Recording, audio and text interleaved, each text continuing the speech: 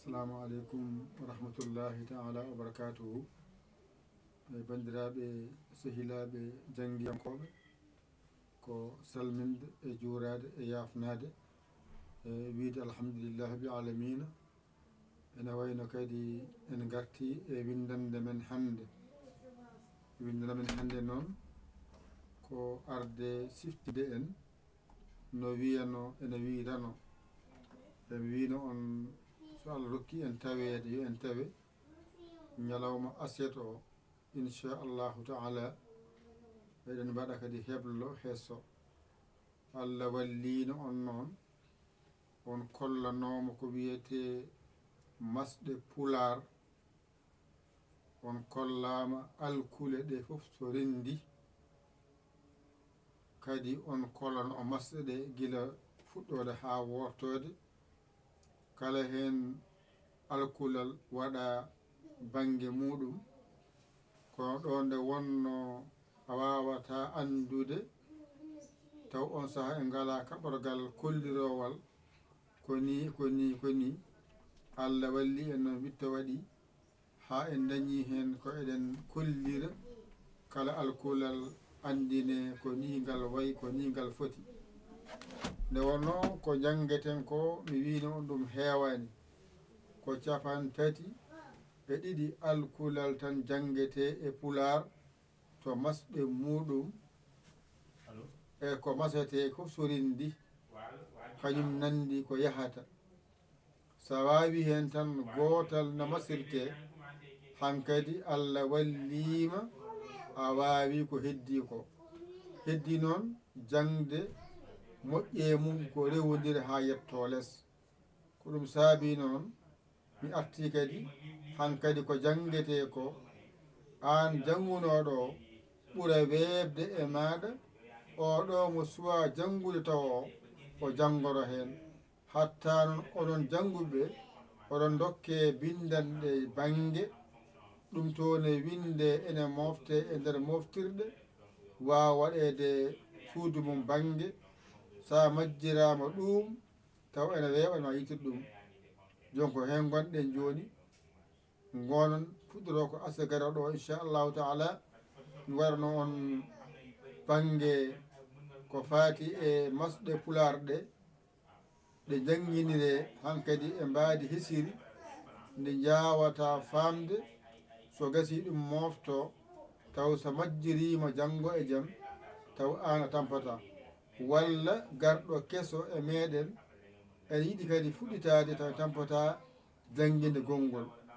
A faami taw ko jangguina fof e jogorɗo mofti garɗo namdi en taw eɗen mbawa andude heedi jehen gaddu en ɗum e sifa newiɗo keeriɗo jawɗo. So gasi noon ene kolliri masɗe ɗe on saaha kolliren no masirte. Kala hen alkulal koloɗon no ɗe mbiyete so wi hollama no wiyete e sifa dabɓo taw ene rewodira kadi ɗum kadi heeda bange taw ko jangguina fof taw ene ɓalloma ene famni taw tampintama lorotama hattama dawde hattama jangude hattama wadde ko mbatta ko taw ene yaadi e maɗa e sifa newiɗo keeriɗo jawɗo.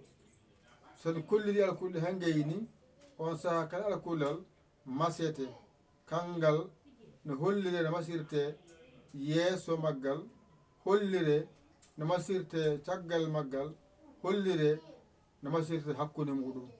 Ɗum ɗo so wawi ɗum tan hankadi kala deftere nde kucciɗɗa jangude ɗum saɗirtama hankadi. Jangde ala heppere, jangde ala heñare. Kala keñiɗo e jangde andu hayti wawde jangde ala jiiro ko haqqille jangirta. Kala ko janguɗa hen famɗi hen heewi hen ɗigga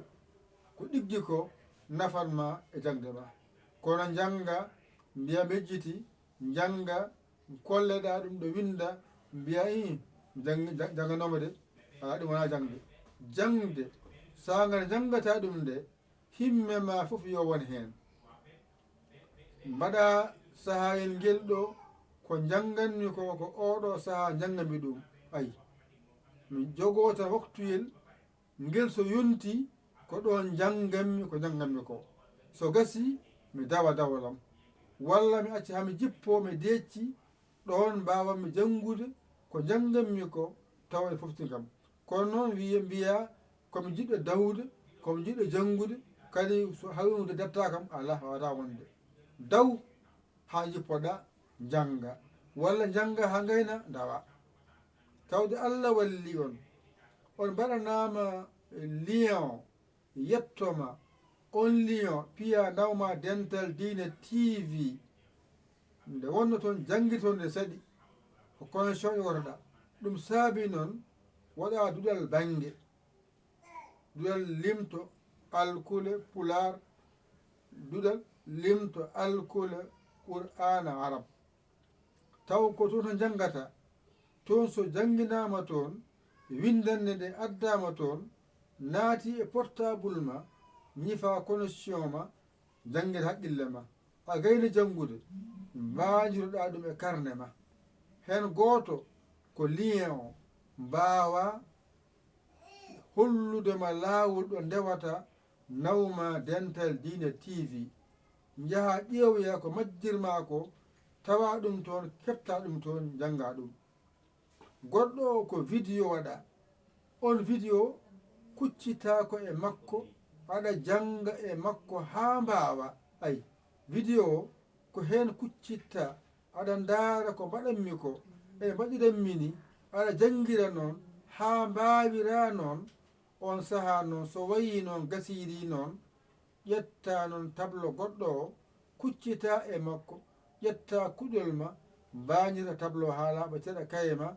mbiya windande goo ma yino winde hen goo ɗiɗi tati ha gasa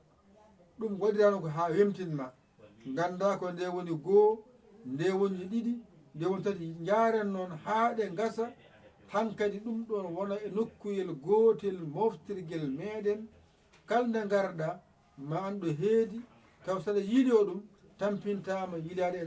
nder YouTube he adan jaten mbaddiɗen e YouTube he yara noon saɗa yiiɗo ɗum tampinma wona aɗa yiilo aɗa yiiɗo tampa hankkadi noon jiɗɗen ko wadde lowdi hesiri saaha safo eɗen jiita ko foftinta janguinowo e jangowo wa saaha janguina ha gayna goɗɗo a keso kadi wiya koma janguine banggue on saaha noon kala daɗaɗo ma andu rewata heptoyo ko daɗa ko e sifa newiɗo keeriɗo jawɗo ɗum noon Allah walli on onon jangannoɓeɓe on jangi Allah walli on jiiti bindi ɗi on gandi bindi ɗi on batti winde bindi ɗi onon kadi ma mbaɗon heblomon banggue oɗon jokka jangde moɗon ɗum to ne jangguine ene mofte e nder moftirɗe ɗum noon jangete ko aset alet altine talata alarba balɗe 5 pularo ɗum beele wawa gasde law mofto e nder moftirguel he wa amma no onon jangannoɓe altine ɓe aset ɓe altine ɓe talata ɓe onon ko loodi won banggue onon kon jokkoɓe jangde ɓeeto noon ko jangoɓe eɗen moftore kisa aɓe janga ene moftore aɓe janga ene moftore onon noon jangoɓe aset ɓe windande mon ko banggue woni jangoɓe aset jangoɓe altine jangoɓe alarba ɓe ɓen ko jokkoɓe ne wonnoɓe gayni alluje mabɓe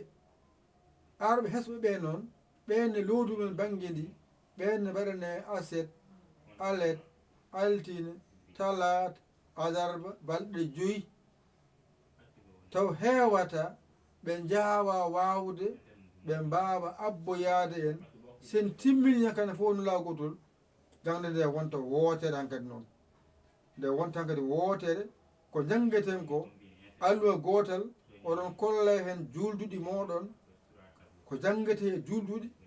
ko janggete e tamamuye ko janggete e salligui ko janggete e laaɓal ko janggete farlaji njuulu ko faate sharia ma e gueɗe baɗe noon kadi watta windede pular aɗa janga ɗum aɗa yiya ɗum aɗa anda ko wayno noddinali en wurnago en ko wayata en ko wayno qunutu en ko way jawɗo kamal en ko wayno lazim en ko wayno wasifa en hadara juma en ko gona diine ma namdi ɗum ko ɗum koye watte kadi e winde aɗa wanjoto ene ɓalloma taw en tampata wi gofo ma winne banggue taw gofo winnetake banggue eɗen jangguira noon eɗen paara noon hankkadi noon an noon mbiɗo ka janggowo o bisimilla ma gara bindoɗa guila law bindoɗa woɓɓe gacca ko ha woɗɗoya gara naata anani erago ka jiɗɗo janggude a hollama ɗo jangde nde woni ya windoye naata e WhatsApp he gara naata e groupe he on groupe ko jangguirde waɗiɗa sen fini mbaɗen vidéo men mbaɗen tableau men jangguirɗo o sen gayni waɗe hen lien o mo piyata nawtuma dental diine TV ɗum ko sa majjirama ɗum tawa joguitiɗo ndewata nawma toon keptoya ko majjirma ko ɗum ɗo kadi woni erago hande alhamisa men hande oɗo kadi ko siftinde en ɗum hande ko le 5 12e mois 2024 oɗon gandi dental diine guila Allah addigal ha hande ngal serani e jangguinde limto e hijjo nde wonno ko ɗum woni himme dental diine kala garɗo wawa limto wawa hijjo wawa jangude saabu sa wawa limto a wawa hijjo a wawata jangde ko ɗon ummorto sa wi aɗa maha a ala fondoma mbiya asata tan mbiya ka gaɗa fondoma ala gasata ma gasa ha luggiɗa mbaɗa hen jamɗe mbaɗa hen sima mbaɗa hen kaaƴe ha tiiɗa on saaha mbaɗa hen goɗɗum puɗɗano mbiɗaɗa maha anne saɗa jangga jangde e to andude alkule ɗe fof haɗe timma kala hen alkulal no wiyete ganda ɗum so gasi noon masɗe ɗe gandaɗe noɗe poti ganda alkule fof so rendi noɗe poti ko woni hen ñonde ne foti ko woni hen ñondiɗinaɗe ne foti ko woni hen ñondiɗani ñondiɗinaɗo ne foti ganda hen ciddoje gandaɗe ciddata ɗum ɗo sa waɗi noon ganda ko fooɗi ganda ko fooɗani o ta waɗi tan hankkadi jangde ma kako winda ka jangowo ɗa ko jangde bindol hankkadi gandal ngal noon ko ɓangue gara janguida gandal jiida e wiide a ba ɓaca ɗum ko jangde bindol gandal noon ko wonno e defto ko ene itte toon ene eggine e watte pular he gande men ɗe sariya mo jagoden arab o itte toon eggine watte ɗemgal ma ngal